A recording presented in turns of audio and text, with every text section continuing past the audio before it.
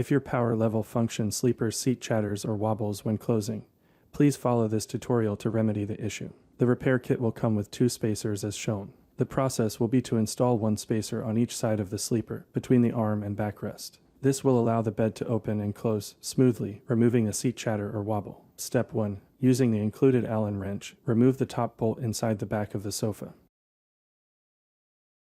Insert 1 spacer between the arm and backrest. Reinsert the bolt through the spacer into the arm. Do this carefully. Do not force the bolt, it should start threading easily. Step 2. Do the same process on the other side.